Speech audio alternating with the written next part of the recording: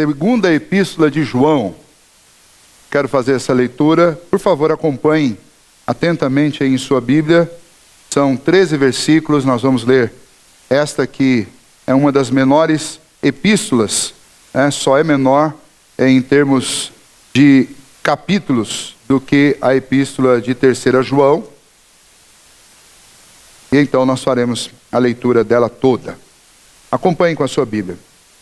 O presbítero, a senhora eleita e aos seus filhos, a quem eu amo na verdade, e não somente eu, mas também todos os que conhecem a verdade, por causa da verdade que permanece em nós e conosco estará para sempre.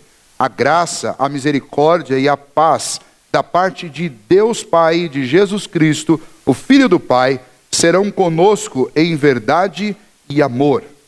Fiquei sobremodo alegre em ter encontrado dentre os teus filhos os que andam na verdade, de acordo com o mandamento que recebemos da parte do Pai. E agora, Senhora, peço-te, não como se escrevesse mandamento novo, senão o que tivemos desde o princípio, que nos amemos uns aos outros. E o amor é este, que andemos segundo os seus mandamentos. Este mandamento, como ouvistes desde o princípio, é que andeis neste amor. Porque muitos enganadores têm saído pelo mundo afora, os quais não confessam Jesus Cristo vindo em carne, assim é o enganador e o anticristo. Acautelai-vos para não perderdes aquilo que temos realizado com esforço, mas para receberdes completo galardão.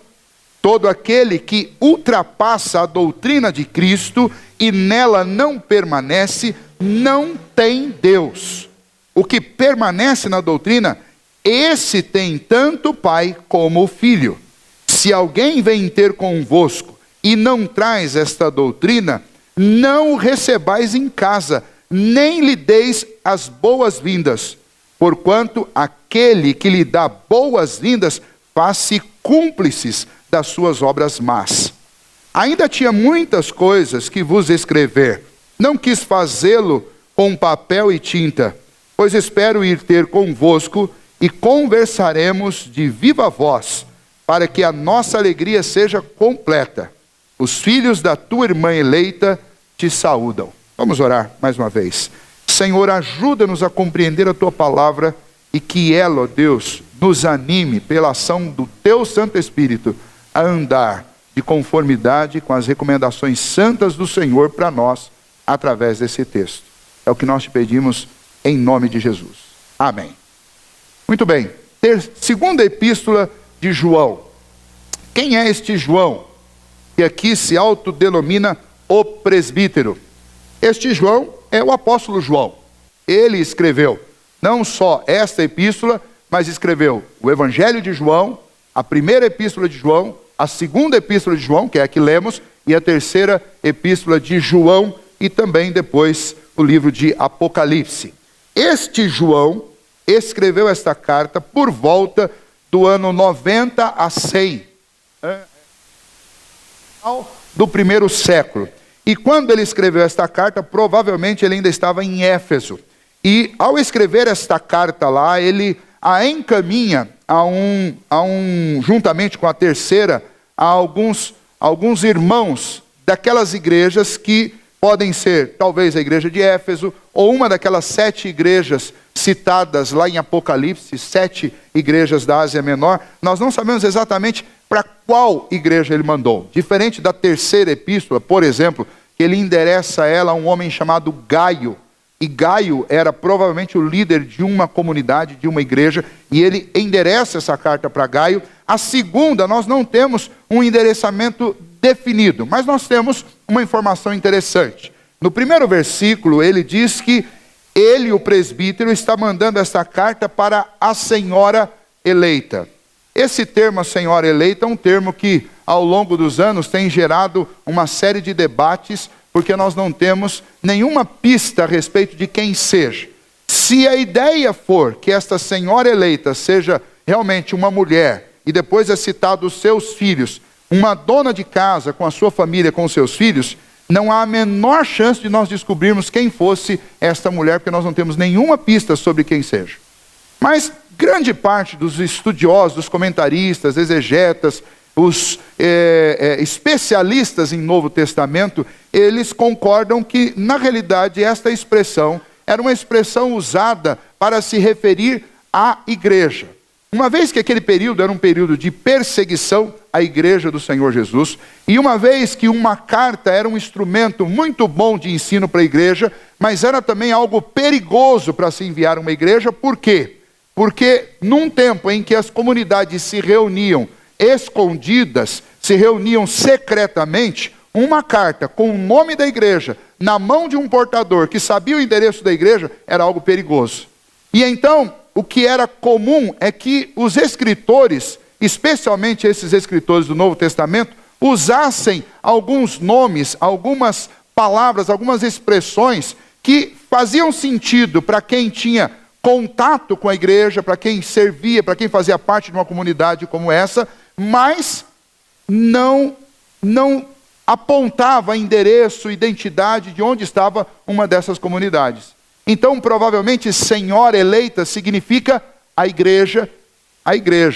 E os filhos da senhora eleita, os membros da igreja. Esta é a hipótese mais provável a respeito de quem seja esta senhora eleita. Uma comunidade. Há alguns que tentam ajuntar as duas pontas dessa história e dizem o seguinte: olha, provavelmente essa igreja era uma igreja que se reunia numa família, numa casa de família, onde havia uma viúva, provavelmente, com os seus filhos, e eles eram os principais membros dessa igreja. E aí a comunidade se ajuntava lá, e uma maneira de falar com essa igreja e de ser indireto e não entregar nem nomes nem endereços seria chamar de a senhora eleita. Não há problema nenhum em pensar nisso. A única questão é que nós não podemos fechar o assunto e dizer, olha, está resolvido o problema, é isso. Porque realmente nós não temos as provas necessárias de outros textos bíblicos que confirmem. O fato é que João está escrevendo para um grupo de cristãos. Seja uma família, seja uma igreja, ele está escrevendo para parte do corpo de Cristo, para uma comunidade, para um grupo que se ajuntava e servia ao Senhor. Bom, qual o motivo de João ter escrito esta pequena epístola, esta pequena carta? Esta carta, e é o que nós vamos aprender com ela nesta noite, lida com um problema que era comum naquele tempo.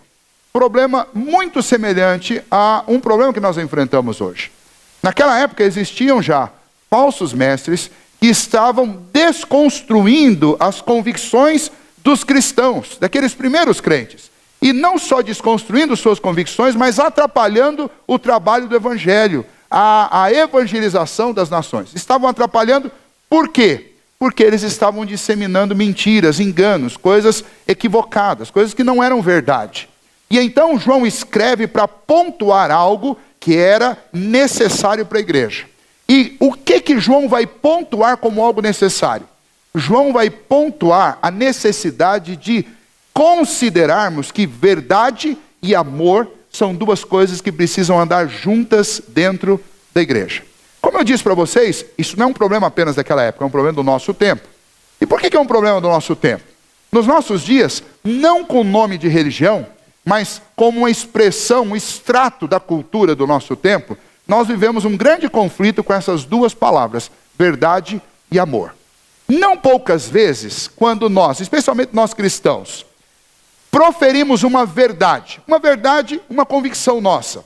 Vou dar um exemplo, que é um exemplo talvez o mais comum e o que tem gerado maior controvérsia. Nós exprimimos uma verdade bíblica. Deus fez o homem e a mulher e disse, não é bom que o homem esteja só. Far-lhe-ei uma auxiliadora que lhe seja idônea.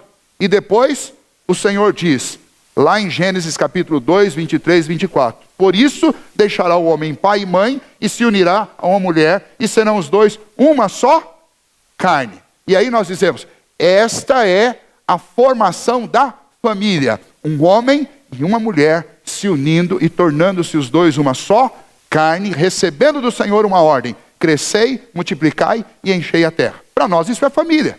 Quando você expressa essa verdade, algumas pessoas vão ouvir isso, e esse é o problema do nosso tempo, e já era problema nos dias de João. Algumas pessoas vão ouvir isso e vão dizer, você está me ofendendo com a sua verdade. você não me ama.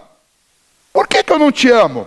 Não, é porque você está dizendo que um comportamento entre vários é o legítimo e o verdadeiro. Logo, se este comportamento é o legítimo e verdadeiro, qualquer um diferente disso é um comportamento equivocado, enganado e errado. E aí você vai, uau, realmente, você entendeu tudo, é isso aí mesmo. Eu creio numa verdade. E esta verdade não é uma entre muitas, é a verdade absoluta, porque é aquela que está na palavra de Deus, que nós consideramos a verdade absoluta. Logo depois dessa expressão sua, você vai ouvir alguém dizendo, então você não é uma pessoa que ama. Você é preconceituoso, você é intolerante, você não me ama. E o que vem logo na sequência disso é uma enxurrada de ofensas. Por quê? Porque nós estamos vivendo num contexto em que as pessoas acreditam, elas se convenceram de que quando você fala a verdade, e a verdade que você fala não combina com o modelo de vida, elas logo entendem que declaração de verdade é oposto de amor. E o entendimento comum dentro da nossa cultura é assim, sabe como você demonstra amor para uma pessoa?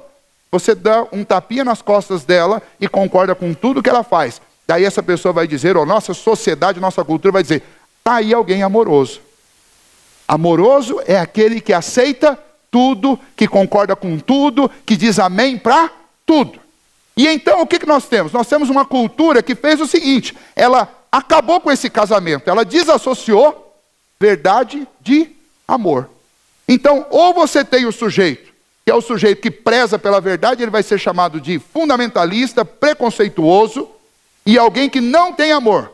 E por outro lado, você tem o sujeito que é tolerante, que é condescendente, que não tem nenhum tipo de apreço pela verdade, e esse vai ser conhecido como o amoroso. E como é que a gente junta essas duas coisas novamente? João está exatamente lidando com isso. Ele está lidando com um problema sério dentro da igreja. As pessoas estavam dissociando verdade de amor. Ao preço de um amor acolhedor, de juntar todo mundo, eles estavam negociando a verdade. E isso não era bom. Do mesmo jeito que outros textos da Bíblia vão trabalhar o contrário.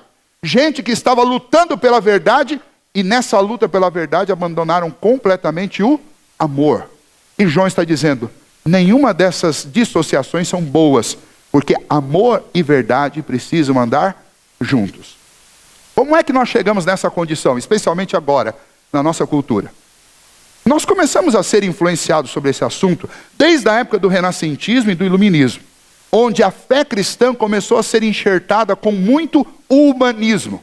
Homem no centro, coração do homem desenhando os contornos da verdade. Até essa época, por mais que nós estivéssemos lidando com muitos problemas, mas especialmente no período da reforma, os servos do Senhor do passado, que nós estamos inclusive comemorando este ano 500 anos da reforma protestante, eles trouxeram um equilíbrio muito bom com a graça do Senhor. Eles juntaram a verdade e eles juntaram o amor. E por amor àquele povo que estava sendo enganado, homens como Martinho Lutero trabalharam e trabalharam duro para trazer esta palavra na língua popular do povo, para que as pessoas pudessem ler a verdade, e conhecendo a verdade elas fossem transformadas, e elas pudessem andar na verdade, como João está dizendo aqui que nós devemos andar.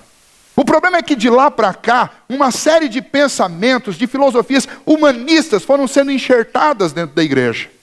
E ao enxertar esses pensamentos dentro da igreja, a igreja começou a pensar, não a partir dos pensamentos de Deus, da palavra de Deus, mas começou a pensar e a agir a partir dos contornos da cultura. Nós chegamos no século 21 com uma cultura relativista que diz o seguinte, a verdade está privatizada, cada pessoa tem o direito de ter a sua. O problema é que quando a verdade se torna privada, quando a verdade é privatizada, todo mundo se acha no direito de dizer, eu tenho a verdade. E ninguém pode vir me ofender com uma coisa diferente. Você pode ter a sua verdade, mas não venha querer que eu abrace a sua, porque cada um tem a dele. O problema é que isso não funciona. Porque eu não posso ter duas verdades antagônicas sobre o mesmo assunto. Alguma coisa é mentira. Eu não posso pegar 4 garotos e colocar aqui e perguntar, quanto que é 2 mais 2? Um vai dizer que é 4, outro vai dizer que é 3, outro vai dizer que é 1 e outro vai dizer que é 0. Ou seja, 3 estão errados e 1 está certo. Mas no contexto que nós estamos vivendo, a nossa sociedade diz, olha, para o que falou que é 0, você tem que dizer que ele está certo. Porque para ele é 0. Para o que disse que é 1, você tem que dizer que ele está certo. Por quê? Porque se para ele 2 mais 2 é 1, quem é você para discutir com a verdade dele? Ou seja, a verdade foi privatizada. Cada um cria o conceito que quer. O problema é que nesse ambiente, quando nós abrimos a Bíblia e lemos a palavra de Deus, o que acontece? A verdade, que é a verdade de Deus, não é recebida pelos homens. Muito pelo contrário. Quando ela é lida e ensinada, quem lê e ensina essa verdade é tido como intolerante, como ruim, como mau, como uma pessoa insensível. E então esse é o contexto. Eu quis gastar bastante tempo com isso, para que você pudesse, junto comigo, perceber o que está acontecendo. E o grande desafio para a igreja, hoje, é o mesmo desafio que João estava enfrentando e que aquela senhora eleita, aquela igreja lá no primeiro século, no final do primeiro século, estava enfrentando. O movimento lá era um pré-gnosticismo, era uma religião que estava se formando, uma religião que estava dizendo que aquela verdade que eles estavam aprendendo dos apóstolos, que foi ouvida do Senhor Jesus, não era toda a verdade. Precisava de mais alguma coisa. E ao privatizar, ao particularizar a verdade, eles estavam simplesmente minando a vida daquelas pessoas, minando as convicções delas.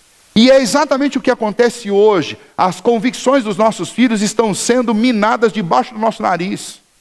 As nossas próprias convicções pessoais estão sendo minadas por essa sociedade que fica o tempo inteiro dizendo que não existe verdade absoluta, mas cada um tem o direito de ter a sua. Como é que pessoas pecadoras, limitadas, e que são extremamente, como nós todos somos, extremamente difíceis de aprender algo, podem realmente dizer que são donas de alguma verdade? A verdade única e absoluta que existe neste nosso universo é a palavra de Deus, porque ela vem direto do coração de Deus.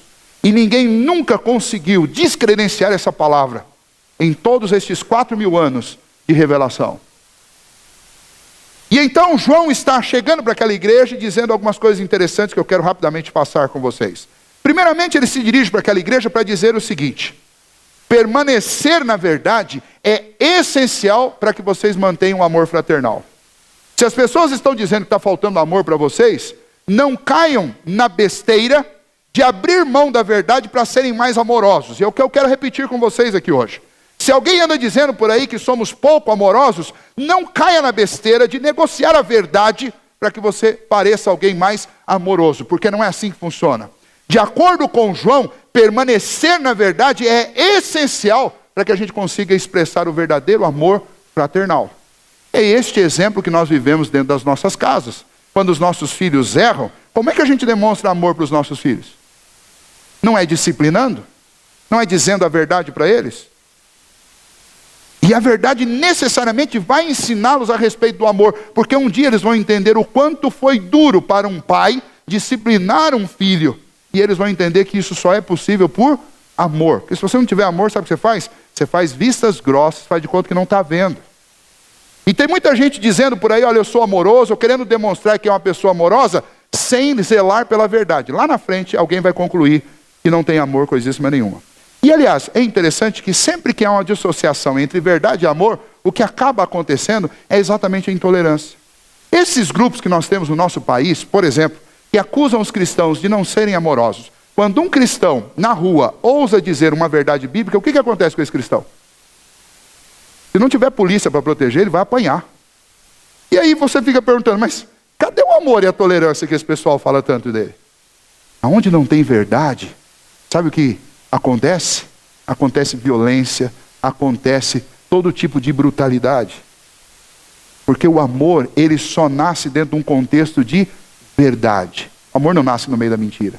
O amor não nasce no meio do engano. O amor não nasce no meio do erro. O amor nasce no meio da verdade. E é isso que João está dizendo. Veja como ele diz. Ele diz isso de 3 maneiras aqui no texto para nós. Primeiramente, ele escreveu nos primeiros 3 versículos, mostrando que a verdade revelada é fundamental para a vida de um cristão. Não existe cristianismo sem o conhecimento da verdade. Você precisa abraçar a verdade revelada de Deus. Os versículos 1, 2 e 3, ele diz: o presbítero, a senhora eleita, e aos seus filhos, a quem eu amo na verdade.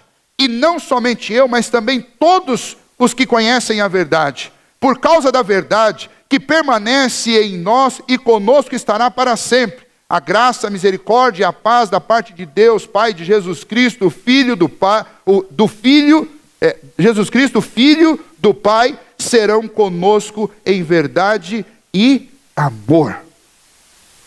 Ele cita nesses 3 versículos 3 vezes a palavra verdade. A primeira vez ele cita para dizer que o amor que ele tinha por aquela igreja era um amor na verdade, ou seja, os contornos, os limites e a ponte para que ele amasse aquela igreja, que talvez ele nem tinha conhecimento pessoal, era a verdade. De qual verdade ele está falando? Da verdade que foi revelada, da verdade da palavra de Deus. Além disso, ele diz que ele ama aquelas pessoas porque elas conhecem a verdade.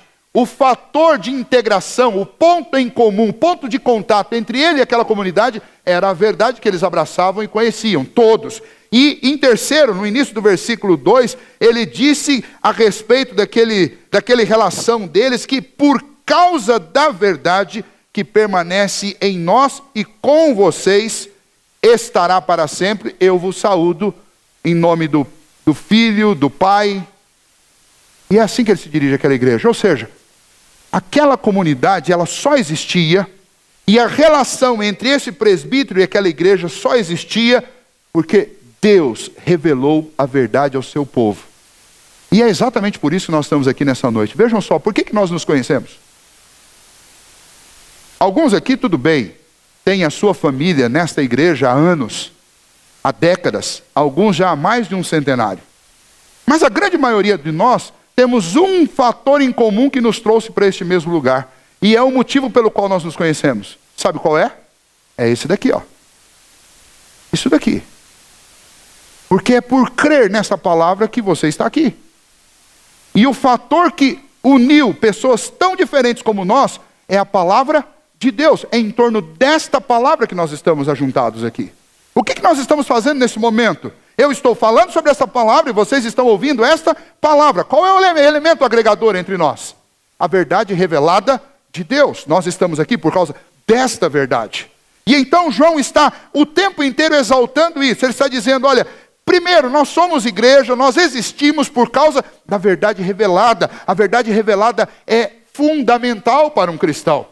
No dia da profissão de fé de vocês, uma das perguntas, como o presbítero Vlad respondeu aqui na frente, que cada um de nós teve que responder, é se nós reconhecemos as Sagradas Escrituras como a revelação de Deus do Antigo e do Novo Testamento, como regra de fé e de prática. Não há como você dizer que você é um cristão se você não conhece esta palavra. Porque o chamado, inclusive, para Cristo é feito através desta palavra. Então João está dizendo o seguinte, João está dizendo, nós só somos igreja porque estamos alicerçados sobre o firme fundamento da palavra do Senhor, da palavra revelada do Senhor.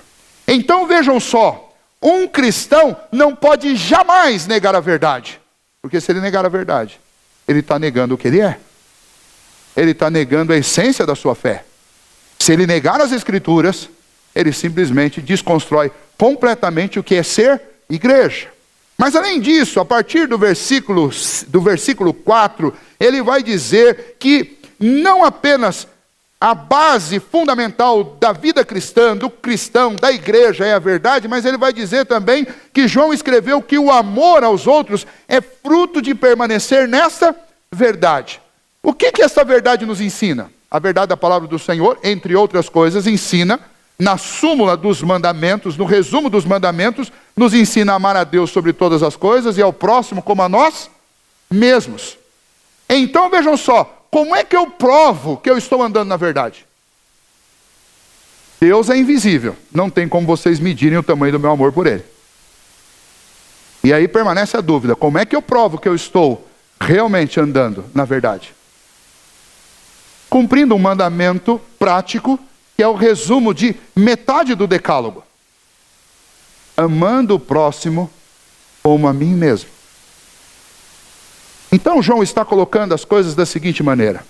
Você prova que você está andando na verdade através de manifestações de afeição no meio da comunidade, entre as pessoas com as quais você convive, afeições que imitam a forma como Cristo se relacionou conosco. Afeições que são profundas, porque são afeições semelhantes às que você sente por você mesmo. Então o que João está dizendo é o seguinte: olha, não há como usar a verdade como justificativa para anular o amor, porque é o amor que comprova que você está na verdade. E não dá para usar o amor como justificativa para anular a verdade, porque só ama quem conhece a verdade. Quem não conhece a verdade sente paixão, sente um bocado de outras coisas, mas não sabe o que é amor. Então João está dizendo, a verdade é o fundamento da nossa fé, e o amor é a prova visual, prática desta fé. Se houver uma dissociação entre essas duas coisas, simplesmente você desconstrói a fé cristã. Não existe cristianismo. Mas também não existe amor. Então nós precisamos de verdade e nós precisamos de prática da verdade, que consiste, entre outras coisas, amar ao próximo. Que essa é a prova mais clara de que você está na verdade. Quem não ama o próximo, não adianta vir querer convencer os outros de que você conhece a verdade, de que você ama a Deus e que você anda na verdade, porque isso é mentira. E aí João termina a última parte, falando do versículo 7 até o versículo 11, ele vai mostrar que nós temos que ter um cuidado muito grande, porque no meio da igreja existem pessoas, e em torno da igreja existem pessoas que vivem sem verdade e sem amor, ensinando o engano. E o pior, seduzindo muita gente com isso. Uma aparência de verdade e aparência de amor, enganando as pessoas. Como é que João diz isso? No versículo 7 ele diz, porque muitos enganadores têm saído pelo mundo afora, os quais não confessam a Jesus Cristo. Vamos parar por aqui. A religião cristã, e esta verdade das Escrituras, é uma verdade proposicional. O que isso significa? Significa que existem proposições que um cristão precisa necessariamente sustentar, porque se ele não sustentar, ele não é cristão. Uma dessas proposições, que inclusive os apóstolos usavam para testar a fé desses líderes que viajavam, que eram itinerantes, que passavam de igreja por igreja, era se eles confessavam a Cristo Jesus como Senhor, Filho de Deus, que veio ao mundo e que se encarnou. Porque naquela época existiam alguns hereges que diziam, havia um grupo que eram os protognósticos que diziam o seguinte, Cristo na realidade ele não tinha corpo, ele era um fantasma, ele era um espírito, porque todo corpo, toda matéria é má. E se Cristo tivesse corpo, então ele não seria o Filho de Deus, porque ele seria mau, porque a matéria é má. Então eles diziam, Cristo não pode, Cristo só pode ter sido um fantasma. E é por isso que João, quando começa as epístolas, diz o seguinte, aquele que nós vimos, ouvimos e tocamos. Por que João insere esse detalhe, nós tocamos? Para provar o quê? Que ele não era fantasma, não. João dizia, eu toquei nele, eu senti o calor do corpo dele. Não é fantasma. Mas existia um outro grupo, que eram seguidores de um camarada chamado Cerinto, que dizia uma coisa interessante, mas um engano. Mas para quem gosta de coisas interessantes, era uma isca muito boa para atrair gente curiosa. Ele dizia o seguinte, olha, Jesus na realidade nasceu um homem normal, e ele era filho de José e de Maria. Não era de Deus e Maria, era José e Maria. E ele cresceu, muito estudioso, conheceu o Antigo Testamento como ninguém, um excelente pregador, expositor do Antigo Testamento, e no dia do batismo dele, a segunda pessoa da Trindade, o Cristo, desceu sobre Jesus, homem, em forma de pomba, e possuiu o corpo de Jesus. E então fez aqueles 3 anos de ministério, e no dia que Cristo foi crucificado lá na cruz, nesse dia a segunda pessoa da Trindade saiu de Cristo e voltou para o Pai. Vejam que coisa bem elaborada. E aí Cerinto saía lá no meio das comunidades dizendo isso, ensinando essas coisas. E então, o que ele estava querendo dizer no final das contas? Esse Jesus que vocês conheceram, tocaram, ouviram, na realidade ele não é o Filho de Deus. Ele recebeu o Espírito de Deus, mas ele não era o Filho de Deus. E aí os apóstolos testavam os falsos mestres para saber quem eles eram, dizendo o seguinte, você reconhece que Jesus Cristo é o Filho de Deus, que ele veio em carne, que ele foi crucificado, que ele ressuscitou, que ele ascendeu aos céus. Vocês reconhecem isso?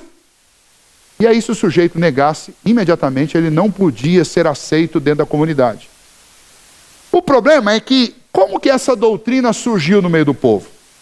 Como hoje em dia acontece, essa doutrina não surgiu como uma coisa menor do que o cristianismo. Eu já vou explicar por quê, o que eu quero dizer com isso. Quando você olha, vejam só o que está escrito no versículo 9. Todo aquele que ultrapassa a doutrina de Cristo e nela não permanece, quando estes, como Cerinto e como os gnósticos, como estes falsos mestres daquela época, quando eles ensinavam essas coisas equivocadas sobre Jesus, de que ele não veio em carne, por exemplo, eles estavam, na realidade, convencendo o povo de que eles tinham juntado ao cristianismo um plus. Eles tinham elevado o cristianismo ao quadrado.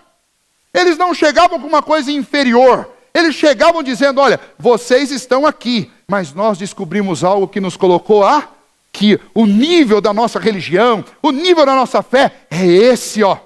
Nós subimos alguns degraus. E vocês não podem permanecer nesse cristianismo dos apóstolos aí. Vocês precisam crescer.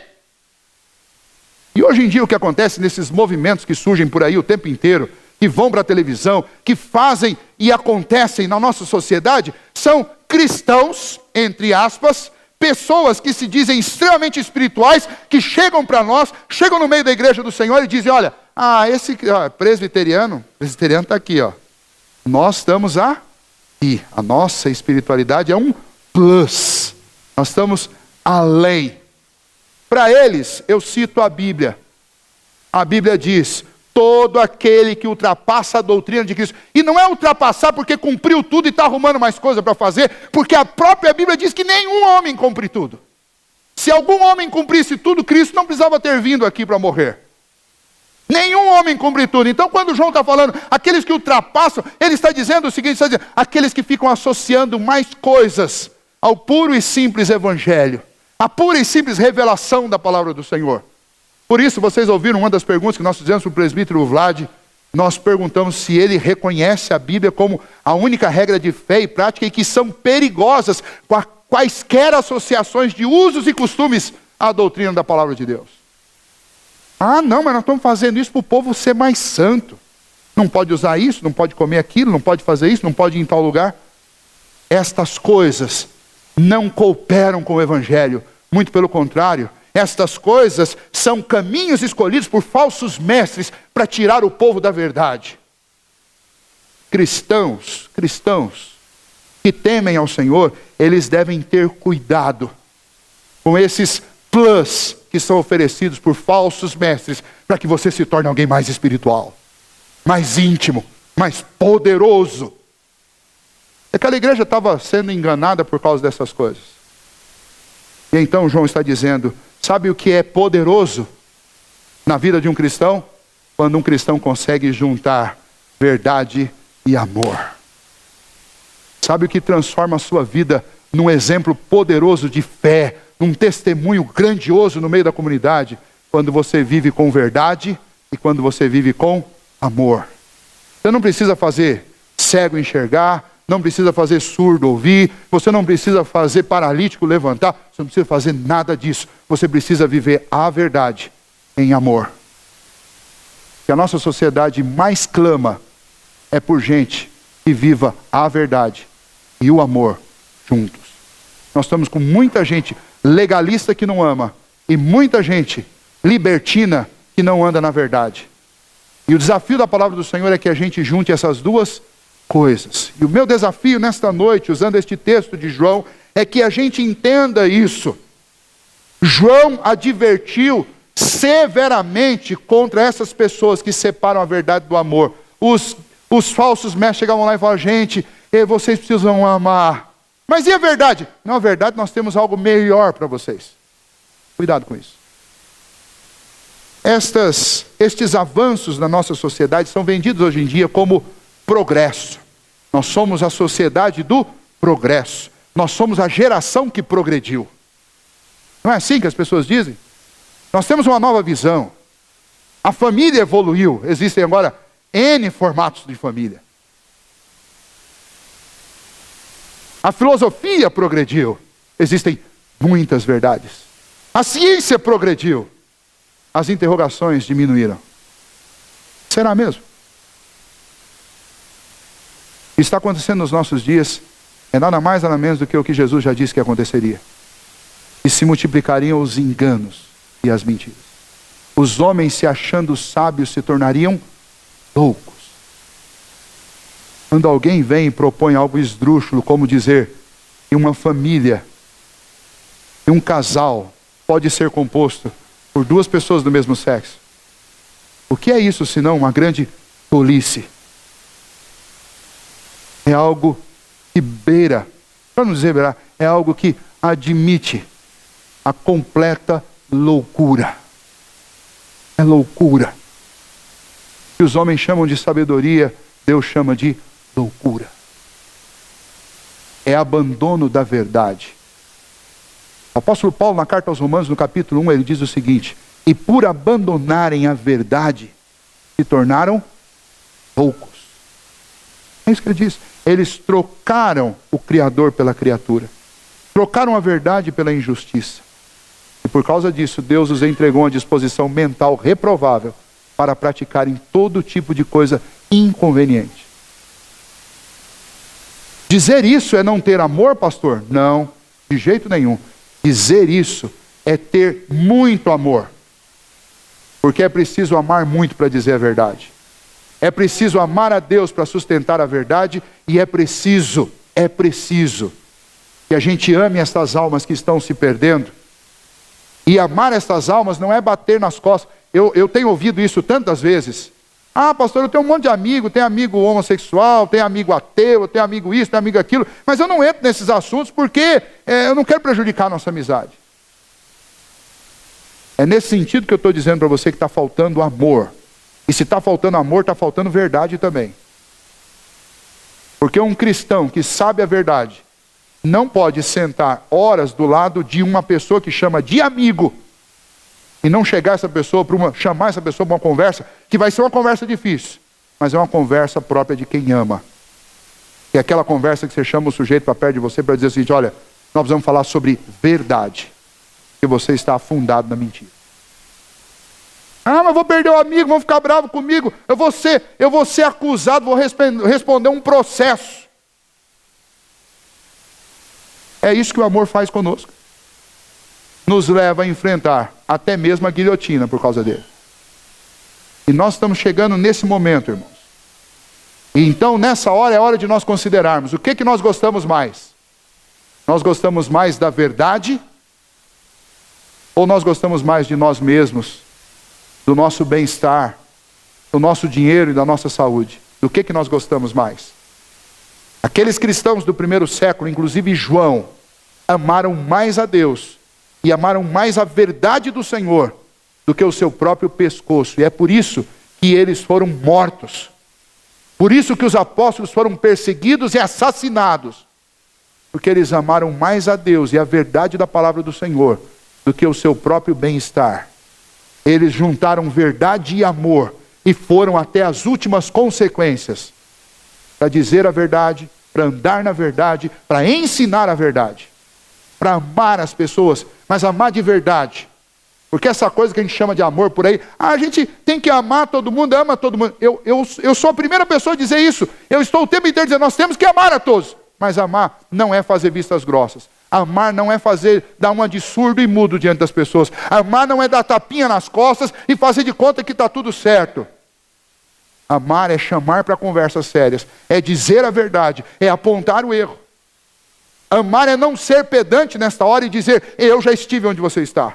E se Deus não tiver misericórdia, eu posso voltar para isso também. Então aqui não é um sabichão dizendo para alguém que não sabe nada. Aqui é alguém que foi alcançado pela misericórdia e pelo favor de Deus, que é sustentado todos os dias pelas mãos do Senhor, porque não sou eu que seguro a mão de Deus, é Deus que segura a minha. Aqui é alguém que, se não for pela misericórdia do Senhor, vai cair no erro e no engano. Mas uma vez que eu fui salvo, eu quero trazer um bocado de gente comigo. E eu gosto de você. E eu amo você. É por isso que eu preciso te falar a verdade. Porque eu não vou conseguir conviver com o fato de eu saber o caminho e deixar você ir para o inferno. E infelizmente nós temos pais nos nossos dias, e se brincar até dentro da vida da igreja, que são capazes de conviver com seus filhos sem confrontá-los com a verdade. Esposos, esposas. Ah não, pastor, se eu começar a falar, minha vida vai viver um inferno. É melhor você passar 20 anos, 15 anos de inferno, até o dia que o Senhor transformar o coração da sua esposa, do que você saber que ele vai passar a eternidade no inferno, porque você não teve amor para dizer a verdade. Cristãos precisam juntar verdade e amor em tudo que fazem. Esta é a palavra do Senhor para nós nessa noite. É isso que João diz nesta pequena epístola à senhora eleita, à igreja. Que o Senhor nos ajude. Permanecer na verdade é fundamental para que a gente expresse amor, não o contrário. Permanecer na verdade é fundamental para que a gente expresse amor. Deus nos ajude a viver na verdade. Por isso que a maior parte do tempo nós gastamos com a palavra, estudando a palavra. Por quê? Porque eu preciso permanecer na verdade. É gostoso conhecer todos os hinos de cor, todos os cânticos de cor. Mas não adianta nada eu conhecer todos os hinos e todos os cânticos de cor se eu não souber a verdade de cor. É cansativo ficar sentado, cansativo ficar ouvindo, eu sei que é. Essa semana eu passei a semana inteira, das 8 ao meio-dia, de 1h30 até as 7 da noite, sentado ouvindo. Mas ninguém duvida do quanto isso é importante. A gente gasta tempo com tanta bobagem. A gente assiste uma partida de futebol 2 horas no sofá e não reclama. Às vezes a gente acha ruim de passar 35, 40, 1 hora ouvindo a palavra de Deus. Isso é privilégio, irmãos. É uma pena que alguns não encarem como privilégio. Se você não encara como privilégio, seu problema não é com o pastor, com o presbítero, com o diácono, com a igreja. Seu problema é com você mesmo e com Deus. Porque quando nós estamos diante da palavra do Senhor, nós estamos diante do banquete da verdade. E se não for, troquem o pastor. Porque tem que ser a verdade. E quando a gente sai daqui, a gente tem que sair levando esta verdade para, através dela, mostrar amor para os outros. É isso que é ser cristão. Ser cristão não é saber todos os hinos de cor, não é ter passado por todas as lideranças de todos os departamentos. Essas coisas são todas, como alguns amigos dizem, isso tudo é maquiagem. A essência do que é ser cristão é conhecer a verdade e andar na verdade, amando a Deus acima de todas as coisas e ao próximo como você mesmo, e ensinando essa verdade aos outros. Isso é ser cristão. O resto é tudo coisa que a gente criou para dar uma enfeitada em tudo. Mas a verdade é a palavra. E é esta palavra que deve conduzir a nossa vida. Que Deus nos ajude. Nós estamos num momento muito desafiador. Um momento em que essa sociedade tenta desvincular a verdade de amor a todo custo. E nós somos os embaixadores do reino de Deus nesse mundo para lutar contra isso. No poder e na intrepidez do Espírito Santo de Deus, nós temos que lutar contra isso, com todas as nossas forças. E que Deus tenha misericórdia de nós, dos nossos filhos, da nossa casa, da nossa igreja, da nossa cidade, para que a gente não ceda, para que a gente não negocie a verdade por nada nesse mundo. Quero convidar...